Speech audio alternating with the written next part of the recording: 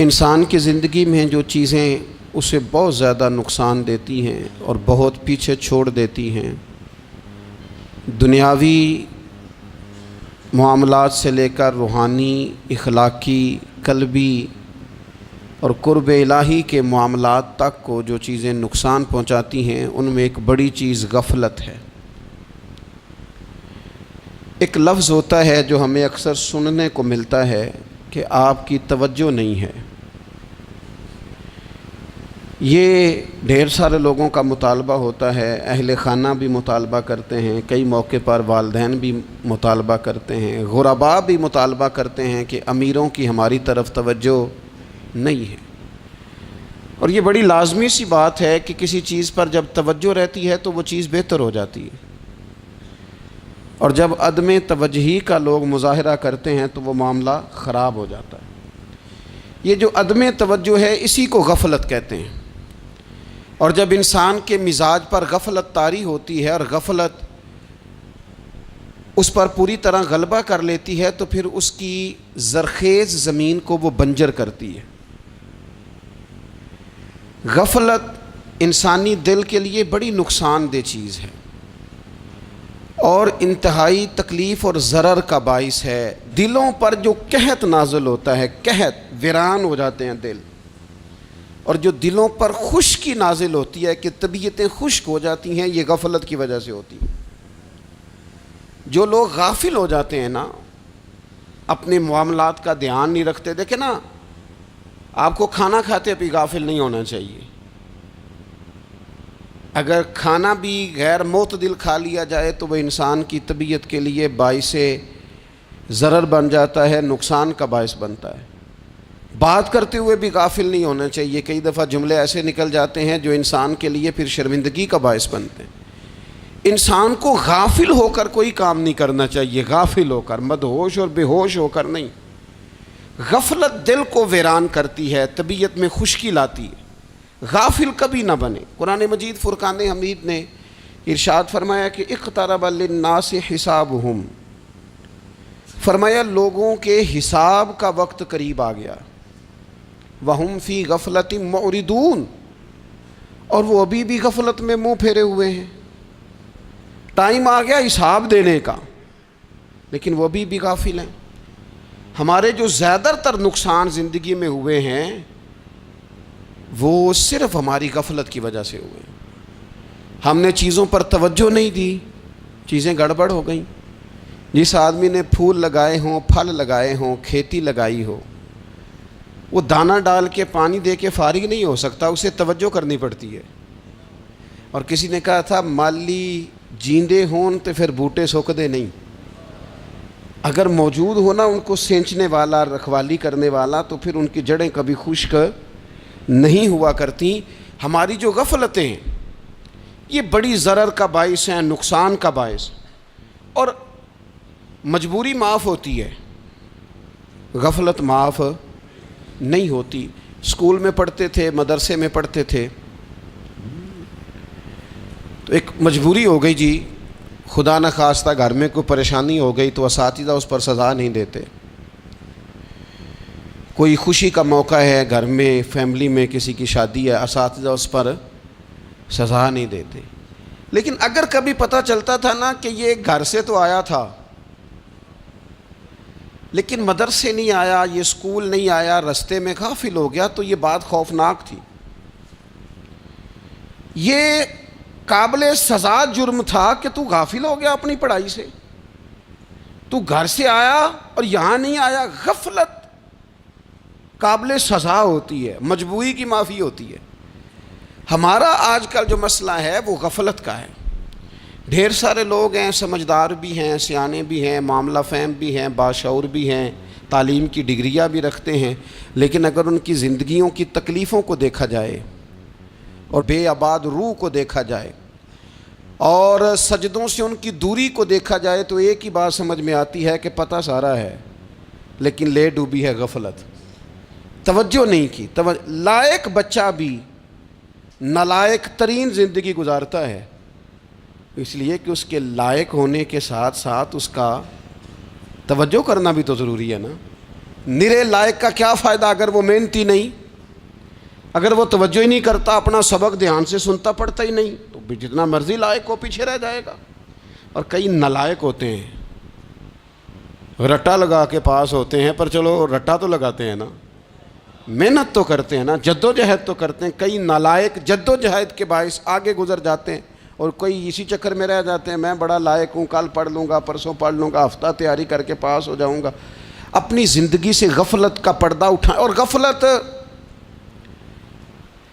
اس کے لیے فیصلہ کرنے کی ضرورت ہوتی ہے، پلاننگ کرنے کی نہیں، فیصلہ کرنے کی ضرورت ہوتی ہے کہ میں نے اب غفلت کرنی۔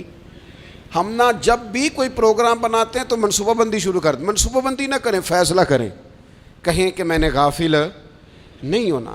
غفلت غرق دنیا کا نام ہے، اپنے آپ کو غفلت سے بچائیں۔ آپ دیکھیں حضرت کعب بن مالک رضی اللہ تعالیٰ عنہ فرماتے ہیں، بخاری میں موجود ہے، فرماتے ہیں کہ جنگ میں پیچھے رہ گیا تھا،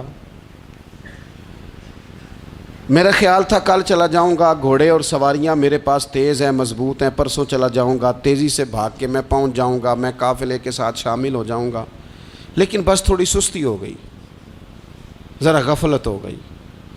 آپ فرماتے ہیں جب سب لوگ چلے گئے حضور علیہ السلام کے ساتھ جہاد میں اور میں پیچھے رہ گیا، تو پھر جب چند دن گزر گئے اور محبوب کے واپس آنے کا ٹائم ہو گیا، تو اب میں غور کرتا سمجھتا تو مجھے مدینے میں یہاں بزدل لوگ نظر آتے، اور کون نظر آتے؟ جو منافق تھے، وہ منافق بزدل دکھائی دیتے، یا مجھے عورتیں اور بچے دکھائی دیتے۔ میں پریشان ہوا، حضور واپس آ گئے۔ جنہوں نے بہانے کیے تھے نا منافقین نے، یہ مجبوری تھی اس لیے نہیں جہاد پہ گئے، یہ جنہوں نے بہانے کیے تھے انہیں مل گئی معافی، اور میں نے سچ بولا، میں نے کہا یا رسول اللہ میں غافل ہو گیا تھا۔ اب کہتے ہیں میں نے جب کہا نا حضور سستی ہو گئی تھی، ذرا غفلت ہو گئی، تو بندہ محبوب سے ہی غافل ہو جائے، بندہ وہیں سے غافل ہو جائے۔ جو دم غافل سو دم کافر، سانو مرشد اے ہو پڑھایا۔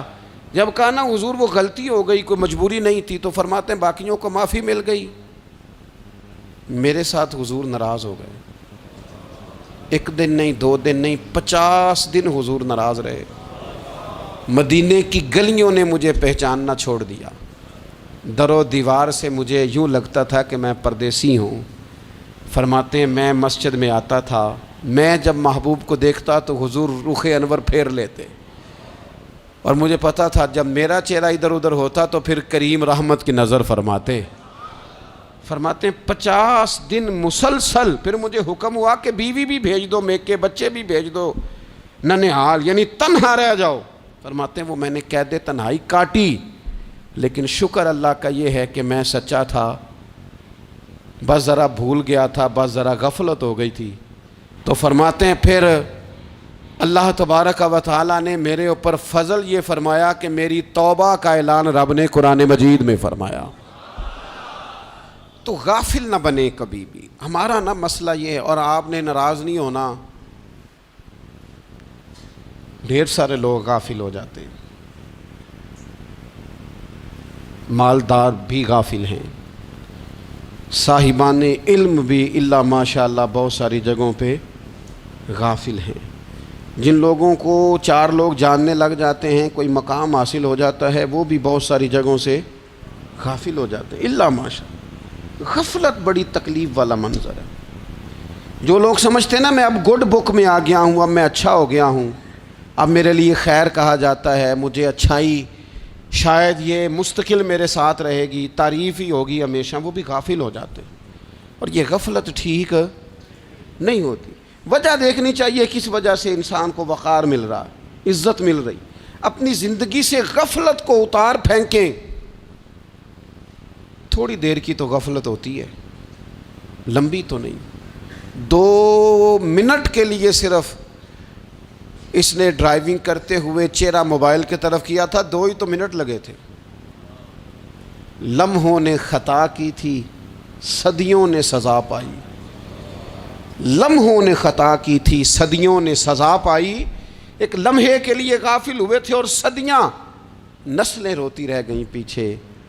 بچے تڑپتے رہ گئے، اہل خانہ پریشان رہ گئے، ماں باپ ساری زندگی روتے رہے، لیکن یہ 2 منٹ کے لیے یہ غفلت جو ہے یہ بڑی تکلیف والا معاملہ. اپنی زندگی سے غفلت کو اتارنا ہے، غافل نہیں بننا، ہر وقت توجہ اور ساری باتوں پہ توجہ. بعض اوقات لوگ ایک طرف توجہ کر کے ایک طرف سے غافل ہو جاتے ہیں. نہ، توجہ ہمہ پہلو رکھنی ہے. ہمارے ذمے جتنے بھی حقوق ہیں ان سب پر توجہ، ہر چیز کا خیال. ایسا نہ ہو کہ عبادت کرتے رہ جائیں اور حقوق العباد ہم سے چھوٹ جائیں، اور حقوق العباد اتنے زیادہ ادا کریں. ایک صاحب مجھے کہنے لگے ایک دفعہ بڑے وثوق کے ساتھ، کہنے لگے جی معاذ اللہ ثم نہیں جی ٹائم ملتا پھر نماز دا کی کریے، روزی کمانا بھی تو عبادت ہے نا. تو میں نے کہا آپ نے عبادت کرنا ایک حصہ قبول کیا ہے، آپ نے کل عبادت نہیں قبول کی. عبادت کل ہے، ہمہ پہلو. ایک حصہ آپ قبول کر کے نکل گئے اور باقی آپ نے چھوڑ دی. تو کسی ایک طرف سے بھی غافل نہیں ہونا. جتنی ذمہ داریاں ہیں، جتنی ڈیوٹیاں ہیں، ان سب کا خیال. اور جو بڑا آدمی ہوتا ہے، بڑا گھر میں بڑا ہو، قبیلے میں بڑا ہو، علاقے میں بڑا ہو، ادارے میں بڑا ہو، کلاس میں بڑا ہو، جو بڑا ہے اس کی تو ساری آنکھیں کھلی ہوئی ہونی چاہیے. ایک ایک پر اس کی نظر ہونی چاہیے کہ میری کہاں ضرورت ہے، کہاں مجھے اشک شوئی کرنی ہے، کس کے ساتھ میں نے کس طرح محبت کا رویہ رکھنا ہے. غافل نہ بنے. اچھا جی اب کیسے پتہ چلے گا کہ ہم غافل ہیں؟ یہ کیسے پتہ چلے گا؟ آپ کسی بندے سے بھی پوچھ لیں حالات کیا ہیں تو کہتا ہے اللہ کا شکر ہے کبھی کسی کا دل نہیں دکھایا، اللہ کا شکر ہے جی زمانہ ہو گیا 5 نمازیں پڑھتا ہوں، اللہ کا شکر ہے جی. کیسے پتہ چلے گا غافل ہیں؟ پہلی علامت ہمارے علماء اور صوفیاء نے غافل بندے کی لکھی ہے. اس آئینے میں نے اور آپ نے اپنا آپ دیکھنا ہے. غافل بندے کی پہلی علامت یہ ہوتی ہے کہ وہ دنیاوی کاموں میں چست ہوتا ہے اور اللہ اور اس کے رسول کی فرما برداری میں سست ہوتا ہے. یعنی نماز کے وقت تو اسے نیند ستاتی ہے، پریشانی ہوتی ہے، لیکن اگر کسی جگہ مال مل رہا ہو، پیسے مل رہے ہوں، وہاں جانا ہو تو پھر اسے کوئی چیز بھی تنگ نہیں کر. دنیاوی کاموں میں چست ہوگا، یعنی ٹی وی کے آگے، موبائل کے آگے وہ گھنٹوں بیٹھا ہوا ہے. اور اگر اسے 25 منٹ قرآن پاک سننا پڑ جائے، اگر اسے 20 منٹ دینی محفل میں بیٹھنا پڑ جائے، اگر اسے کہا جائے کہ تو 20 رکعت نماز نفل ادا کر، دنیاوی کاموں میں چست ہے، دینی کاموں میں، یہ غفلت کی پہلی علامت. پھر ذاتی معاملات پہ پیسہ خرچ کرنا ہو تو ڈھیر سارا ہے، کسی غریب کی مدد کرنی ہو تو. وہ ہمارے ایک دوست ہیں، وہ اکثر کہا کرتے ہیں، وہ کہتے ہیں آج کل کسی سے کہنا فلائی کام میں، دینی کام میں، کسی کی مدد میں کچھ 4 پیسے خرچ کرنے ہیں تو لوگ کہتے ہیں ہاتھ تنگ ہے. ہاں کوئی سستا پلاٹ ملتا ہو نا، اور اگر یہ سمجھ آ جائے کہ وہ مجبور ہے بیچارہ بیچنے والا، تو پھر کہتے ہیں میں 2-3 دوستوں کو پھاڑ لے سن. ذاتی کاموں میں جب بندہ چست ہو اور دینی کاموں میں سست ہو تو مطلب یہ ہے کہ بندہ غافل ہے. پہلی علامت غفلت کی. اور غفلت کی دوسری نشانی یہ ہے کہ انسان گناہ کے کاموں کو معمولی سمجھنے لگ جاتا ہے. یہ غافل بندے کی نشانی ہے. گناہ کو معمولی سمجھتا ہے، چھوٹا سمجھتا ہے.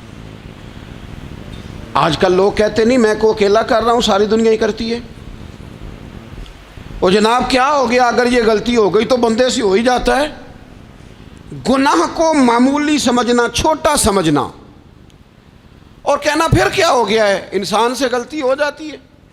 آپ دیکھ لیں کہ سینکڑوں بیسیوں گناہوں کا بوجھ ہمارے سروں پہ ہوتا ہے، لیکن کوئی ہمارا دبدبہ ہے، کوئی ہماری گفتگو ہے، کوئی ہمارے جملوں میں خود پسندی ہے، کوئی ریاکاری ہے، کوئی تصنع ہے. یہ غافل بندے کی علامت ہے. نبی اکرم صلی اللہ تعالیٰ علیہ وآلہ وسلم نے فرمایا مومن اپنے گناہوں کو پہاڑ کی طرح سمجھتا ہے. یہ بخاری میں حدیث ہے. مومن پہاڑ کی طرح جانتا ہے اور وہ ڈرتا ہے کہ کہیں وہ پہاڑ اس کے اوپر گر نہ جائے، یعنی کہیں مجھے میرے گناہ کی سزا نہ مل جائے. چھوٹے گناہ کو بھی پہاڑ جانتا ہے، یار مجھ سے غلطی ہو گئی، مجھے ٹھیک کر لینی چاہیے، مجھے معافی لے لینی چاہیے، مجھے توبہ کر لینی چاہیے. مومن اپنے اوپر گناہ کو پہاڑ کی جانب سمجھتا ہے. اور حضور علیہ الصلوۃ والسلام فرماتے ہیں کہ یہ جو فاسق اور فاجر ہوتا ہے نا، اللہ کا نافرمان، یہ گناہ کو مکھی کی طرح سمجھتا ہے، یہ سمجھتا ہے میں نے اشارہ کرنا ہے مکھی نے اڑ جانا ہے۔ مومن کی علامت یہ ہے کہ وہ پہاڑ جانتا ہے اگر غلطی ہو جائے تو پہاڑ۔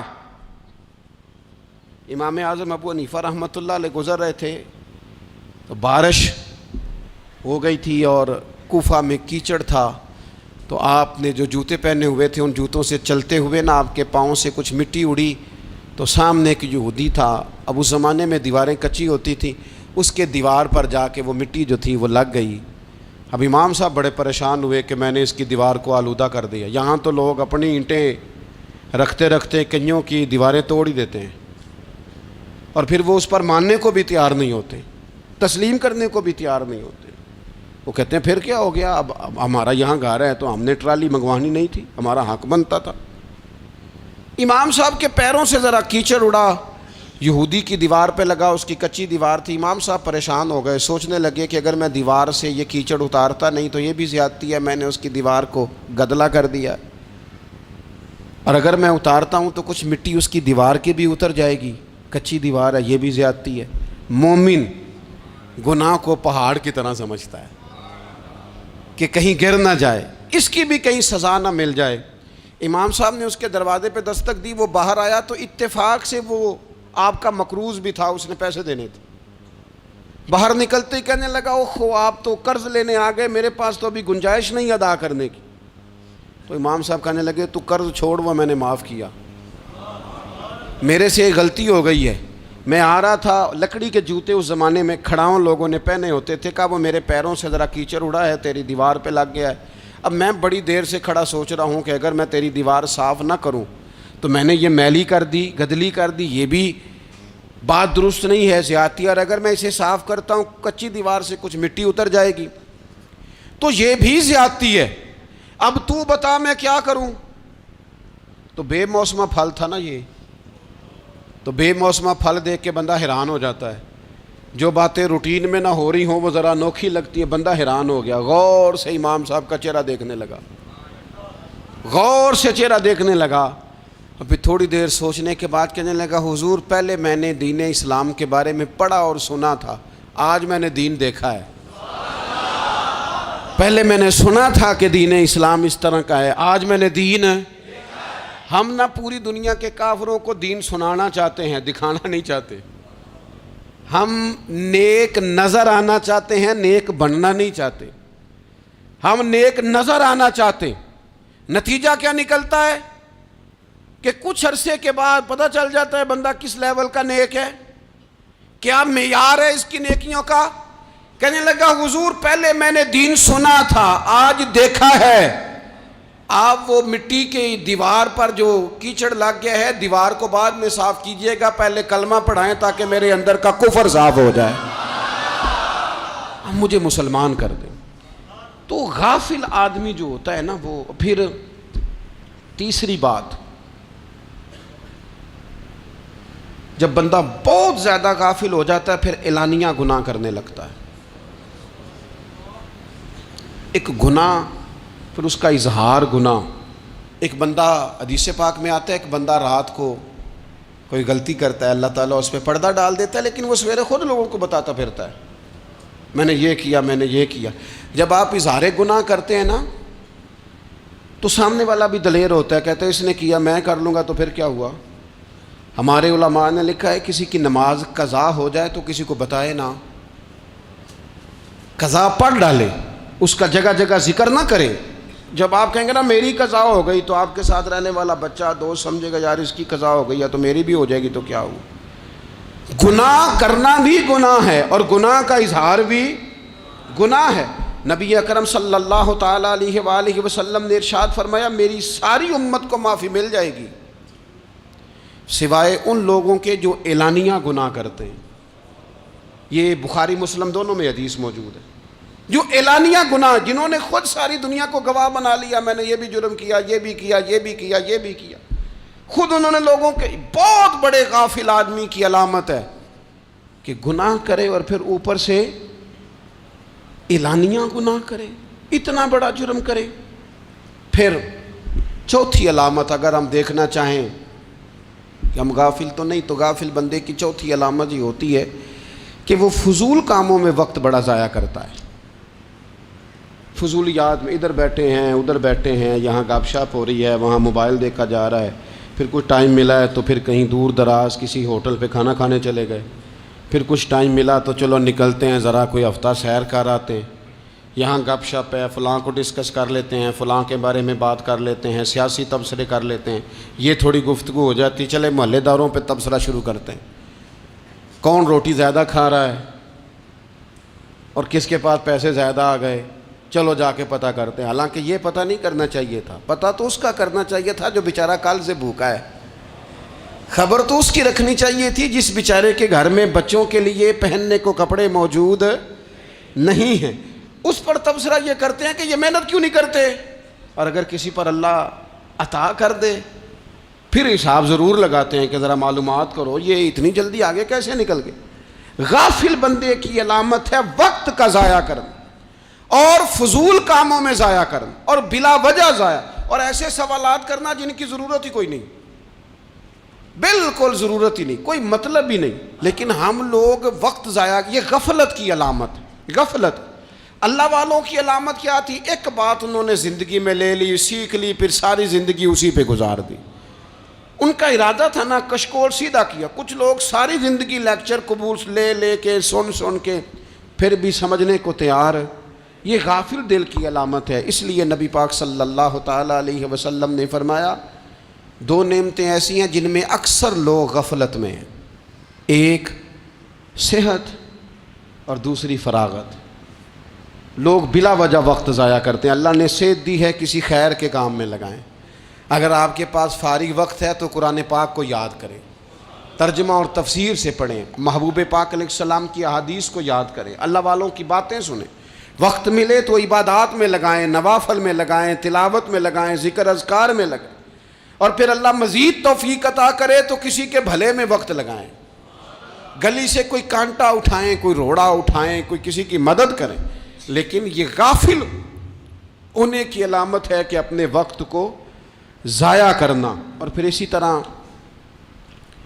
غفلت کی پانچویں علامت یہ ہے کہ اگر بندے کو دنیا سے پورا پیار ہو جائے, یعنی شب قدر میں بھی آ کے کہتا ہے یا اللہ کبھی پیسے دے دینا, شب برات والے دن بھی کہتا ہے کہ مالک اگر کبھی کوئی ایسا سبب لگ جائے نا, یعنی بیت اللہ شریف کے سامنے کھڑے ہو کے بھی اگر اس نے مال ہی مانگنا ہے وہاں بھی اس نے یہی سوال کرنا ہے, حب دنیا اتنی غالب آ جائے. تو یہ غافل ہونے کی علامت. دنیا ضرورت ہے, مقصد نہیں ہے. دنیا کی حاجت ہے, مقصد نہیں ہے. یہ مقصود نہیں. اور جب لوگ فقط دنیا کے مال کو, دولت کو, نبی پاک علیہ السلام نے فرمایا وہ لعنتی ہے جو درہم اور دینار کا بندہ بن گیا ہے, پیسوں کا بندہ بن گیا ہے. مل جائے تو خوش ہوتا ہے, نہ ملے تو تکلیف میں آ جاتا ہے. یہ غافل بندے کی علامت. مومن تو وہ ہوتا ہے کہ دولت رزق حلال ضرور کماتا ہے تاکہ کسی کے آگے ہاتھ نہ پھیلانا پڑے, کوشش ضرور کرتا ہے, پر دنیا کو جیب میں جگہ دیتا ہے, دل میں نہیں دیتا. اس کی جگہ جہاں ہے اسے وہاں رکھتا ہے, اسے دل میں جگہ. دل تو ایک ہے, اس میں رب و رسول کو بسائیں گے یا کسی اور کو بسائیں گے. تو حب دنیا یہ غافل ہونے کی بہت بڑی علامت ہے. پھر اسی طرح جو بندہ رب کریم کو جانتا نہیں نا وہ بھی غافل ہو جاتا ہے. ایک تو جو یہ نہیں نہ جانتا کہ رب کریم سزا دے گا, مجھے دیکھ رہا ہے, اسے نہ اونگ آتی ہے نہ نیند آتی ہے, جو اس کی معرفت نہیں رکھتا کہ میرا رب ہر وقت مجھے دیکھ رہا ہے, وہ بھی غافل ہو جاتا ہے. جسے پتہ ہونا کہ مجھے دیکھ رہا ہے وہ غافل نہیں ہوتا. اور جو یہ سمجھ لیتا ہے نا کہ شاید معاذ اللہ ثم, اس یقین کو پکا نہیں کرتا, وہ غافل ہو جاتا ہے. اور ایک جو یہ نہیں نہ جانتا کہ رب مہربان کتنا ہے وہ بھی غافل ہو جاتا ہے. مجھے بتائیے سب سے زیادہ تو بندہ اس کے دروازے پہ جاتا ہے نا جو سب سے زیادہ مہربانی کرنے والا ہو, اس دروازے سے بندہ اٹھتا ہی نہیں. تو جس کو یہ یقین ہو جائے نا سب سے زیادہ کرم فرمانے والی ذات اللہ رسول کی ہے, وہ کبھی رب رسول سے غافل نہیں ہوتا. وہ کبھی اللہ رسول کا دروازہ چھوڑ کے نہیں جاتا، وہ کبھی کسی اور جگہ جا کے پناہ تلاش نہیں کرتا۔ جسے پتہ چل جائے نا وہ کریم کتنا ہے، مہربان کتنا ہے۔ ملا رومی رحمت اللہ علیہ فرماتے ہیں بہت بڑا مجرم تھا ایک بندہ، بہت بڑا گناہگار تھا، بت کو پوجتا تھا، تھک گیا ساری رات بت کے سامنے کھڑا تھا، معاذ اللہ یا صنم یا صنم یا صنم کہتے، تھک گیا، نیند آ گئی، اونگ آ گئی۔ جب پوری طرح نیند آ گئی اور دماغ پہ نیند قبضہ کرنے لگی تو اس کے منہ سے نکل گیا، صنم صنم کہہ رہا تھا نا، نکل گیا یا صمد، او بے نیاز مالک۔ رب کریم نے فرشتوں سے فرمایا دوڑ کے جاؤ، جو کہتا ہے اسے دے دو۔ فرشتے کہنے لگے مالک وہ تو بت کو پکار رہا تھا، اس نے تو غلطی سے نام لیا ہے۔ فرمایا مجھے نہیں پتا، لیکن دیکھو نا اس نے مجھے پکارا تو ہے نا، کتنی دیر سے جھوٹے کو پکار رہا تھا، اس کا معاملہ حل نہیں ہوا۔ اب اگر سچے کو پکارنے پہ بھی حل نہ ہوا تو فرق کیا رہ جائے گا؟ دے دو جو مانگتا ہے، دے دو۔ میرے دوست گھر پتہ چل جائے وہ کریم کتنا ہے، وہ مہربان کتنا ہے۔ میرے رسول پاک علیہ الصلوۃ والسلام نے تو فرمایا تیری آنکھ سے اگر اس کے خوف سے اتنا آنسو بھی نکل گیا جتنا مچھر کا پر ہوتا ہے، تو جس طرح بھینس کے تھنوں سے نکلا ہوا دودھ واپس تھنوں میں نہیں نہ جاتا، جو اتنا بھی روئے نہ روئے اللہ کے خوف سے، وہ بندہ دوزخ میں نہیں جائے گا۔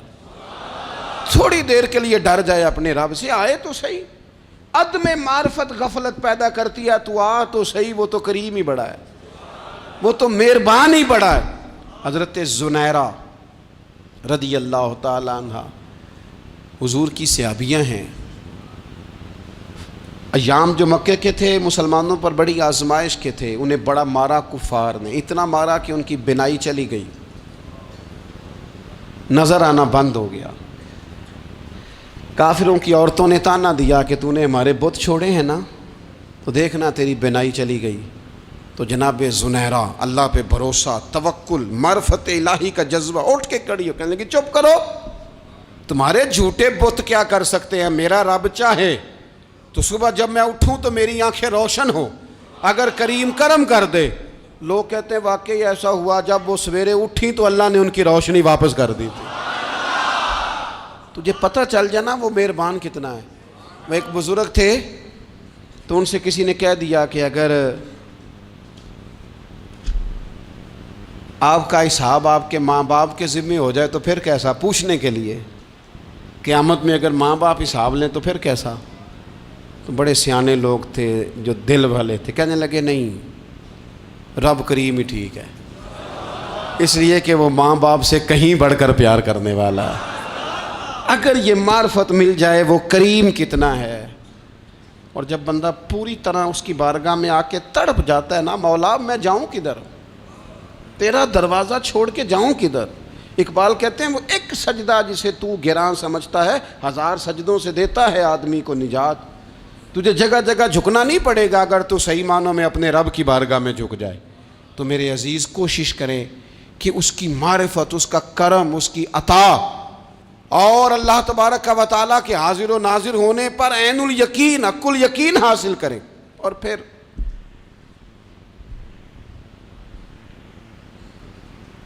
آٹھویں بات یہ ہے کہ غافل لوگوں کی صحبت بھی بندے کو غافل کر دیتی ہے۔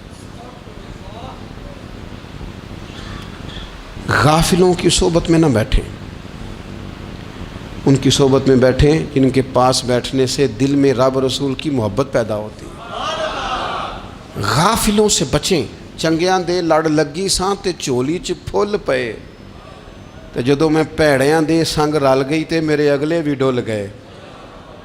برے آدمی کی صحبت بندے کو غافل کر دیتی۔ غافلوں کی صحبت میں کبھی نہ بیٹھیں، کبھی نہیں۔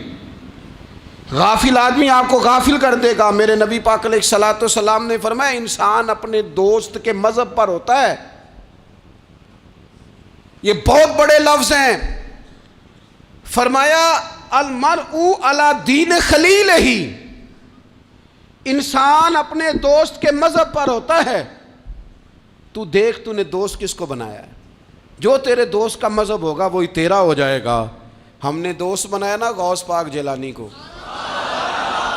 ہم نے یاری لگائی ہے نا داتا علی اجمیری سے، ہماری نسبت ہے نا معین الدین اجمیری سے، ہمارا تعلق ہے نا بہاؤالدین زکریہ ملتانی سے، ہمارا رشتہ ہے نا حضرت مجدد الفسانی سے، ہم ماننے والے ہیں نا اعلیٰ حضرت بریلوی کے، ہمارا تعلق ہے کبھی جماعت علی سے کبھی مہر علی سے، ہمارا ان سے تعلق ہے تو صبح شام ہماری زبان پہ رہتا ہے بالغ العلا بکمالہ کشف الدجی بجمالہ حسنت جمیع خصالہ صلو علیہ وآلہ۔ ان سے تعلق جڑا ہے نا تو کئی دفعہ تنہائیاں تڑپا دیتی ہیں اور تڑپ کے کہتے ہیں آج سکھ متران دی ودھیری ہے، آج سکھ متران دی، سکھ کہتے ہیں اڈیق کو، متر کہتے ہیں محبوب کو، اج سکھ متران دی ودھیری ہے، اے کیوں دلڑی اداس گھنیری ہے، لوں لوں وچ شوق چنگیری ہے، اج نینا لائیاں کیوں جھڑیاں، سبحان اللہ سبحان اللہ سبحان اللہ۔ پہلے کہتے ہیں سکھ متران دی ودھیری ہے یعنی اداس ہوں، پھر حضور کے جلووں پہ نظر کرتے ہیں، کہتے ہیں سبحان اللہ سبحان اللہ، ماں اجمل کا ماں احسن کا ماں اکمل کا، اور پھر فوراً کہنے لگے او کتھے مہر علی، او کتھے مہر علی، کتھے مہر علی تے کتھے تیری سنا، اب ویکھو مشتاق اکھیں کتھے جاڑیاں، بلغ العلا بے کمال کشف الدجی بے، اور میرے اعلیٰ حضرت کہنے لگے سرور کہوں کہ مالک و مولا کہوں، باغ خلیل کا گلے زیبا کہوں تجھے، تیرے تو وصف عیب تناہی سے ہیں بری، حیران ہوں میرے شاہ میں کیا کیا کہوں تجھے۔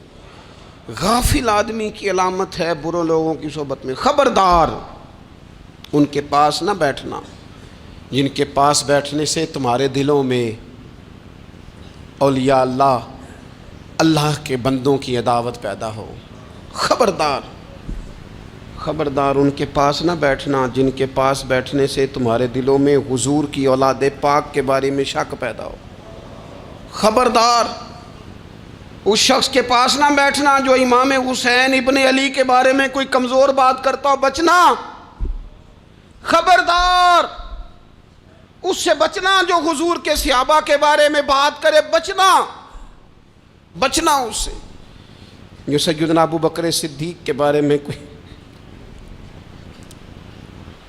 دیکھو کیا مقدر ہیں صدیق و فاروق کے، جن کے گھر ہی رحمتوں کے خزینے میں، بھلا کیا کہا نبی پاک، حضور نے فرمایا میرے اوپر جس نے نیکی کی تھی بدلہ دے دیا ہے، یہ جو میرے ابو بکر صدیق ہے نا، ان کو میں اللہ کی بارگاہ میں لے جاؤں گا، کہوں گا مالک تو ہی بدلہ عطا فرما۔ ایک ہاتھ میں جناب صدیق کا ہاتھ پکڑا، ایک میں حضرت عمر کا ہاتھ پکڑا، اور حضور مسجد نبوی سے باہر آ رہے ہیں، دیکھنے والے کی زبان سے بے ساختہ سبحان اللہ نکل گیا، کیا شان ہے کیا مقدر ہے۔ تو حضور علیہ السلام رک گئے اور روک کے فرمایا تو حیران ہو رہا ہے نا، تو حیران ہو رہا ہے نا کہ میں نے ایک ہاتھ میں ابو بکر کو پکڑا ہے، ایک میں عمر کو پکڑا ہے، فرمایا قیامت میں جب میری قبر کھلے گی تو میں اسی طرح قبر سے نکلوں گا، اس طرح میدان محشر میں میں آؤں گا۔ خبردار حضور ایک وفاداروں کے وفادار رہنا، ان کے وفادار رہنا، ان کے وفادار رہنا بڑا عجیب دور آیا ہے۔ ہم نے یہ دور دیکھا ہے کہ لوگ حضور کے صحابہ کے بارے میں بھی بات کریں گے، اب نبی پاک کی اولاد پاک کے بارے کو بھی ڈسکس کیا جائے گا۔ اپنا منہ تو دیکھ، اپنی حیثیت دیکھ، اور پھر وہ بندے دیکھ جن کو اللہ نے چن کے اپنے محبوب کی غلامی کے لیے حضور کے قریب بٹھایا ہے۔ تو بچنا ایسے لوگوں سے، پرہیز کرنا، خبردار عقیدہ ستھرا رکھنا، عقیدہ ستھرا رکھنا، صاف رہنا، پاکیزہ رہنا، غافلوں کی صحبت سے بچنا۔ بڑا ڈرتے ہیں اللہ سے، دعائیں مانگتے ہیں یا اللہ نسلوں میں بھی وہی بندے پیدا فرما جو عقیدے پکے رکھنے والے ہیں، وہ بندے پیدا فرما ہماری نسلوں میں۔ ایک وہ بندہ بھی غافل ہو جاتا ہے جو امیدیں لمبی لگا لیتا ہے، جن کے منصوبوں میں دولت بھی ہوتی ہے، گھر بھی ہوتا ہے، اولاد کا بڑا ہونا بھی ہوتا ہے، پوتے پوتیاں نواسے نواسیاں دیکھنا بھی ہوتا ہے، یہاں بھی گھر وہاں بھی گھر، یہ سیر، یہ سارا کچھ ہوتا ہے، لیکن رب کی بارگاہ میں پیش ہونا جن کے پیش نظر نہیں ہوتا۔ لمبی امیدیں۔ حضرت مولا علی شیر خدا فرمایا کرتے تھے، میں تم پر دو باتوں کا خوف کھاتا ہوں، جو ڈر آتا ہے، ایک یہ کہ تم خواہش کی پیروی کرو گے، جو نفس کی خواہش ہوگی اس کے پیچھے لگ جاؤ گے، اور ایک کہ تم لمبی لمبی امیدیں باندھو گے، اتنے سال جینا ہے، اتنے 100 سال جینا، یہ کرنا ہے وہ کرنا ہے۔ منصوبہ بندی کریں مستقبل کے لیے، وہ بری نہیں، لیکن تیاری رکھیں، تیاری رکھیں، اس بات کا بھی خیال رکھیں کہ اللہ کی بارگاہ میں حاضر ہونا۔ یہ غفلت کی چیزیں ہیں جو بندے کو غافل کر دیتی ہیں۔ جو لوگ اللہ کا ذکر نہیں کرتے وہ بھی غافل ہو جاتے ہیں، اور جو فضول باتیں زیادہ کرتے ہیں نا، ہنستے زیادہ ہیں۔ فَلْيَضْحَكُوا قَلِيلًا وَلْيَبْكُوا كَثِيرًا۔ قرآن کہتا ہے زیادہ رویا کرو، کم ہنسا کرو۔ نبی پاک علیہ الصلوۃ والسلام سے پوچھا تھا حضرت عقبہ بن عامر نے کہ یا رسول اللہ نجات کس چیز میں ہے؟ تو نبی پاک علیہ الصلوۃ والسلام نے فرمایا ایک تو اپنی زبان قابو میں رکھو، دوسرا فرمایا اپنے گھر میں ٹھہرے رہو، تمہارا گھر تمہارے لیے کافی ہو، فضول نہ نکلو گھر سے، اور تیسرا فرمایا اپنی خطاؤں پہ رویا کرو۔ کثرت کلام اور فضول کلام اور بلا وجہ یہ بندے کو غافل کرتا ہے، دل کو سخت کرتا ہے۔ یہ چند چیزیں ہیں جو انسان کو غفلت میں ڈالتی ہیں۔ اپنے آپ کو ان چیزوں سے بچائیں اور غفلت کو توڑیں۔ آپ کے ذمے، میرے ذمے جو حقوق العباد ہیں ان کا پتہ کریں، جو اللہ رسول کے حقوق ہیں ان کی خبر دیکھیں، ہماری جو ذمہ داریاں ہیں ہم کس طرح انجام دے رہے ہیں اس پر توجہ کریں، اپنے معاملات کو ٹھیک کریں۔ ہم انسان ہیں، کوتاہیاں تو رہ جائیں گی، لیکن جب کوشش کریں گے تو پھر رب تعالیٰ مدد بھی فرمائے گا۔ ایک بات اور کرنی ہے، ایک تو میں نے عرض کیا غفلت کو توڑنا، ایک دوسری بات قرآن مجید کا ایک سبق اور، جب غفلت توڑنی ہے تو پھر لازمی طور پر ایک کام کرنا پڑے گا۔ میں نے یہ عرض کیا تھا کہ پلاننگ نہیں کرنی، فیصلہ کرنا ہے۔ تو فیصلہ کرنا ہے تو کرنا کیا ہے؟ پھر قرآن حکیم نے سورہ بقرہ میں کہا فاستبقوا الخیرات، یعنی تم نیکیوں کی طرف دوڑو، جلدی جلدی نیکیاں کرو، فٹافٹ، دیر نہ کرو۔ فٹافٹ سے مراد یہ نہیں کہ نیکی جلدی جلدی کر جاؤ، یعنی ٹال مٹول نہ کرو خیر کے کام میں، کل کریں گے، پرسوں کریں گے، عمرہ کر رہے ہیں پھر نیکی ہیں، حج کر رہے ہیں پھر نیکی ہیں، بچے بیال ہوں پھر میں نیک ہوں، یہ تھوڑا سا یہ کام ٹال مٹ۔ فاستبقوا الخیرات، نیکیوں کی طرف دوڑو، جلدی کرو، بھاگو۔ نبی پاک صلی اللہ تعالیٰ علیہ وسلم نے فرمایا 5 چیزوں کو 5 چیزوں سے پہلے غنیمت جانو۔ حضور علیہ الصلوۃ والسلام فرمانے لگے ایک تو تم جوانی کو نہ بڑھاپا آنے سے پہلے پہلے غنیمت سمجھ لو۔ نبی کریم صلی اللہ تعالیٰ علیہ وآلہ وسلم ارشاد فرمانے لگے کہ اپنی صحت کو غنیمت جان لو، بیماری آنے سے پہلے پہلے۔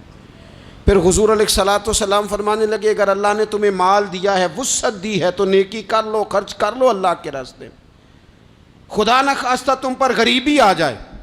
اور پھر حضور سید عالم صلی اللہ تعالیٰ علیہ وسلم فرمانے لگے اگر تمہیں اللہ نے کچھ فراغت دی ہے، بہت زیادہ مصروف نہیں ہو، تو غنیمت جان لو، جلدی سے نیکی کر لو قبل اس کے کہ تم مشغول ہو جاؤ۔ اور 5ویں بات حضور نے بیان کی، فرمایا زندگی کو غنیمت جانو، موت آنے سے پہلے پہلے جلدی سے نیکی کر لو۔ نیکی کے لیے ساری زندگی منصوبہ بندی نہ کرتے رہو، نیکی کے لیے دیکھو نا، ہماری زندگی میں یہاں دنیا میں رہ کے چند منٹوں میں وہ نیکی کی جا سکتی ہے جو قیامت کے بعد صدیوں کا ہمارا فائدہ کرے گی، صدیوں کا فائدہ کرے۔ کرتے نہیں، پلاننگ کر رہے ہیں، منصوبہ بندی کر رہے ہیں، بس تیاری کر رہے ہیں، بس حضرت آپ دعا کر دیں، اللہ تعالیٰ دعائیں بھی قبول فرمانے والا ہے، لیکن جو نیکی نصیب ہوتی ہے اسے جلدی سے کر گزریں، اسے فٹافٹ کریں۔ میں ایک گاؤں میں گیا، اب تو خیر وہ دور نہیں رہا، یہ 10-15 سال 20 سال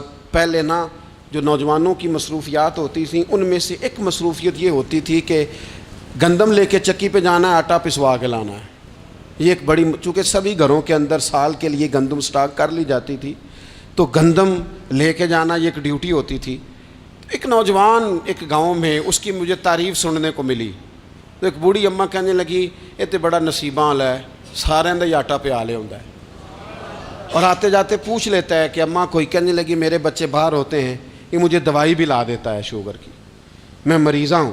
یعنی خیر جتنی ہو سکے، جتنی۔ میرے ایک سنگی ہیں تو سڑک پہ کوئی بندہ کھڑا ہوتا ہے نا، اللہ تعالیٰ انہیں سلامت رکھے، بندہ کھڑا ہوتا ہے تو کہتے ہیں میں اس سے پوچھ لیتا ہوں بابا جی کدھر جانا ہے، فلانی جگہ جانا ہے، تو کہتے ہیں میں موٹر سائیکل پہ بٹھا لیتا ہوں۔ بندہ دیکھ کے مجھے سمجھ آ جاتی ہے ضرورت مند ہے، کوئی چور نہیں، کوئی ڈاکو نہیں، ضرورت مند ہے۔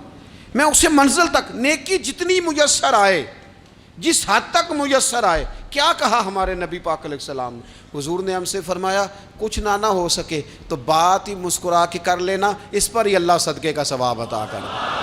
فاستبقوا الخیرات، جلدی سے نیکی کر لو، اپنے نامہ اعمال میں روز نیکیاں جمع کرو، کوئی نہ کوئی خیر کا کام روز کرو اور جلدی سے کرو۔ صحیح مسلم میں حدیث ہے، نبی پاک صلی اللہ تعالیٰ علیہ وسلم فرمانے لگے جلدی جلدی نیکی کے کام کر لو ان فتنوں سے پہلے جو اندھیری رات کے حصوں کی طرح فتنے ہوں گے۔ فرمایا اس وقت حال یہ ہوگا کہ آدمی صبح مومن ہوگا، شام کو کافر ہو جائے گا، شام کو مومن ہوگا تو صبح کافر ہو جائے گا۔ اور فرمایا لوگ دنیا کے بدلے اپنا دین تک بیچ ڈالیں گے۔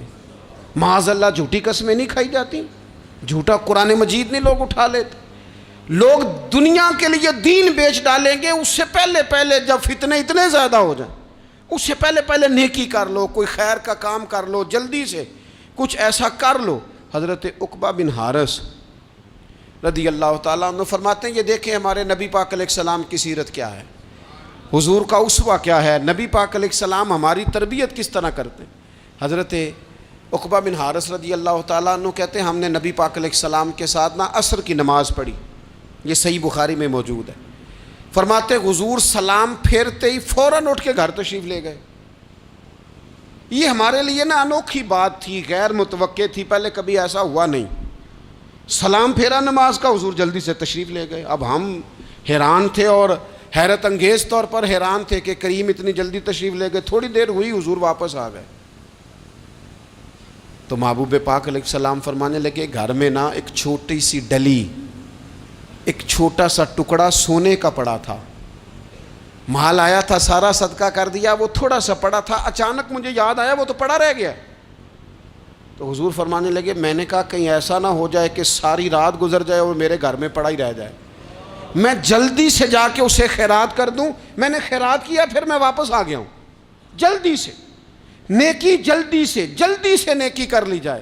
ہم بڑا انتظار کر رہے ہیں، بڑا لمبا ہمارا پروگرام ہے، ہمارے پاس ٹائم ہی بڑا ہے، کسی نے کان میں کہہ دیا ہے تیرے پاس بڑا وقت ہے، ابھی تو بڑی عمر پڑی ہے، ابھی تو جناب اور میرے بھائی یہ لوگوں کے کہنے کی باتیں ہیں، پھر پتہ ہی نہیں چلتا حالات کس طرح کے ہو جاتے ہیں اور کیا معاملات انسان کے ساتھ درپیش ہوتے ہیں۔ جتنی خیر میسر آئے، جتنا بھلا میسر آئے، جتنی انسان کو توفیق ملے۔ میں نے بزرگوں کو دیکھا، اپنے اصحاب کو، پہلے وہ خدام سے کہتے کہ میں سونے لگا ہوں اور پابند کرتے لوگوں کو کہ فلاں وقت، بزرگوں کو میں نے دیکھا اپنے، وہ پابند کرتے لوگوں کو کہ فلاں وقت میں موجود ہوں گا آنا، خود پابند فرماتے، اور پھر جب بیدار ہوتے تو سب سے پہلے خدام کو بلا کے پوچھتے کوئی مہمان تو نہیں آیا؟